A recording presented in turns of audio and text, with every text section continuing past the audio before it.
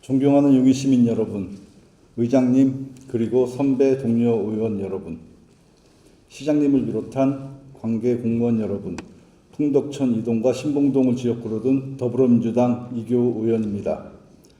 오늘 본 의원은 수지구 동천동 899번지와 900번지 일원의 동천 유타워 공동집배송센터 지정 취소 문제와 이로 인해 수 분양자와 입주 기업의 천문학적 피해가 예상되는 바 용인시의 해결 방안에 대한 촉구를 하고자 합니다.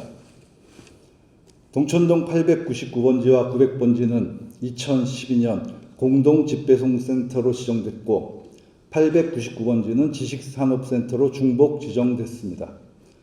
그러나 실제 입주업체가 공동집배송센터 기준에 충족하지 못하며 문제가 발생했습니다. 산업통상자원부는 2019년 사업자에게 입주업체 자격을 준수하고 주요 시설의 연면적을 공동집배송센터 전체 연면적의 50% 이상 확보하도록 시정명령을 내렸습니다. 사업자는 이에 불복해 소송을 제기했지만 2023년 대법원에서 최종 패소했습니다. 이후 산업통상자원부는 지속적으로 시정 기회를 부여했습니다.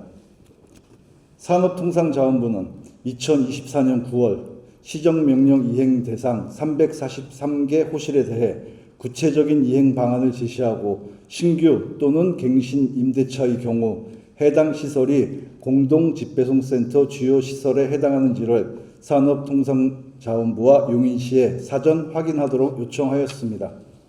그러나 이후 사전 확인 없이 26개 호실의 신규 입주와 계약 갱신이 이루어졌고 2025년 1월 현장 점검에서는 점검이 가능했던 16개 호실 가운데 15개 호실이 주요 시설에 해당하지 않는 것으로 확인됐습니다. 결국 2025년 5월 30일 산업자원통상부는 공동집배송센터의 지정을 취소했습니다. 본 의원은 여기서 용인시에 묻고자 합니다. 용인시는 이 문제의 심각성을 올바로 인지하고 있었는지 어떤 조치를 취했는지 묻지 않을 수 없습니다. 본 의원이 묻는 것은 지정 취소 권한이 누구에게 있었느냐가 아닙니다. 용인시가 이 문제의 심각성을 어떻게 받아들이고 입주민과 입주 기업의 피해를 예방하기 위해 어떤 역할을 했는지를 묻는 것입니다. 무엇보다 또 다른 기업 또는 용인 시민들이 현재 상황을 충분히 알지 못한 채 새롭게 매매나 임대차 계약의 체결이 이루어진다면 새로운 피해가 이어지게 될 것입니다. 본 의원은 용인시에 세 가지를 촉구합니다.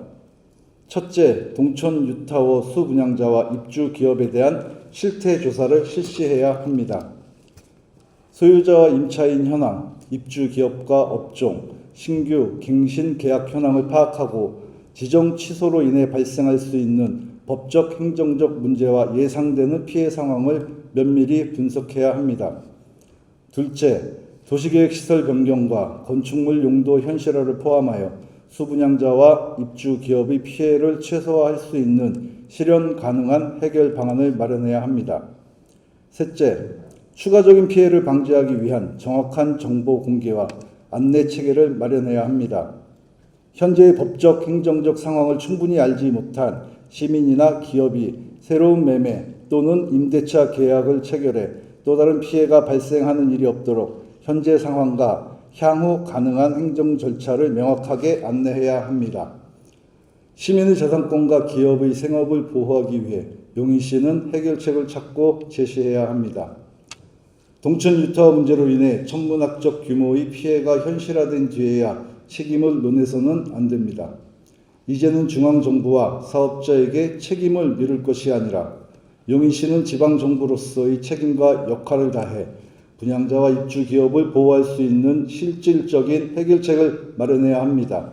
그것이 용인 시민과 용인에 뿌리 내린 기업들을 위해 용인시가 해야 할 책무입니다. 경청해 주셔서 감사합니다.